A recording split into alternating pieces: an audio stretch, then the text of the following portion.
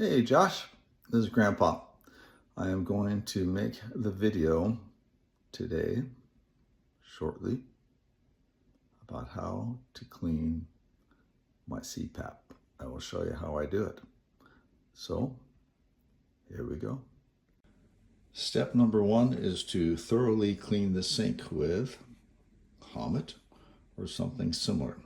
You get the sink wet.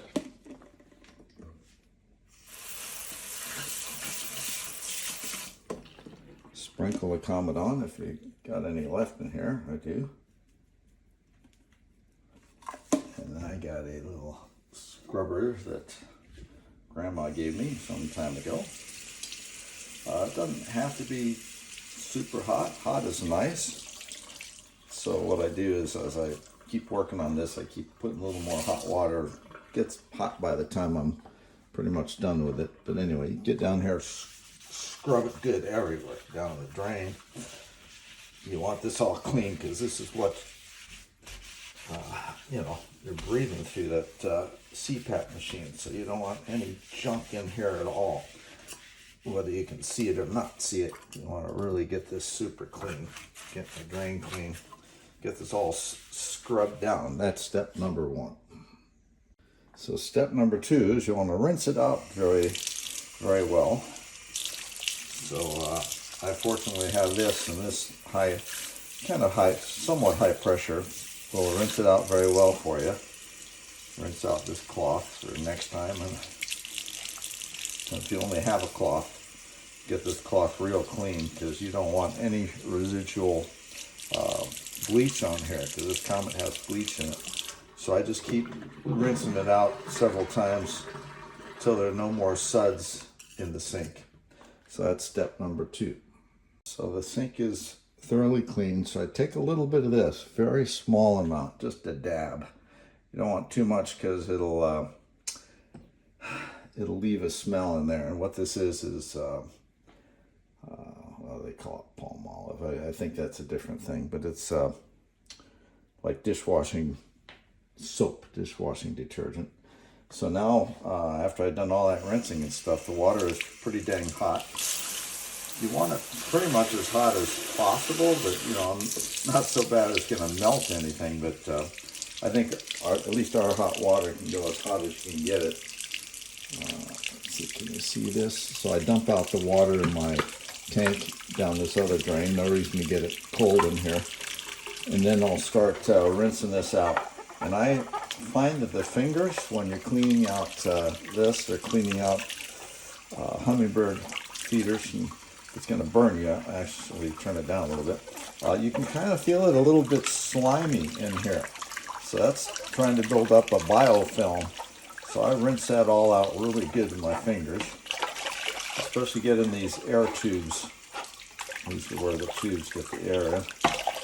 And I get underneath these seals in here, all that.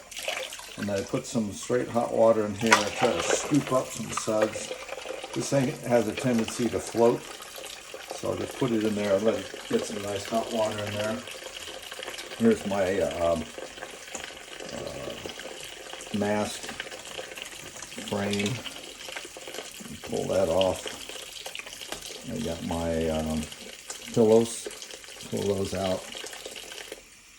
Get those in nice hot water, just straight hot water. I rinse this off every day in the sink. And I rinse I just dump the tank, whatever they call it, reservoir tank. So then I put some straight hot water into this. By the way, it is a really, really good. It's the best mask I've ever had. I don't know if you ever used a pillow mask, but it's hard to tell with this. I've taken the cloth part off it. You don't want the cloth on it. But it's very, very minimalistic, and it works really good. It adjusts the pressure pressure on your nose very easily. It's just great. Okay, so then I get this small tube that goes to your part of your frame or whatever they call it. Get some hot water just going straight in there. Bacteria hates hot water. Hates it. So if you can get as hot water as possible into these tubes and everything, just really blast it through here.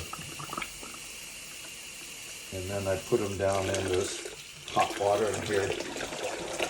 They say you can shake it around a little bit, try to get the hot water in there. And I try to submerge it as best I can by putting, burning my hands. By filling it up with water so it doesn't have air in there. And so it'll sink down in there. Then I let it soak. I don't think it needs to soak very long. I usually end up doing other stuff and don't get back to it for an hour or so.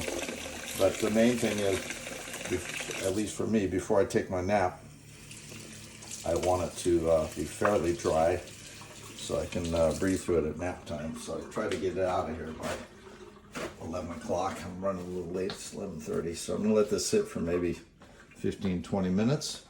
Then rinse it thoroughly after that, with clean water. Real important in the tube to rinse it very thoroughly, or you're gonna have a residual soap in there, and that soap smells kind of disgusting. It gets out of there pretty fast. I think that's it. I don't think I need to show you rinsing. Big deal, rinsing it, just like we did with the soap, but no soap. I think that's all. If you have questions, you can always ask me. Bye-bye.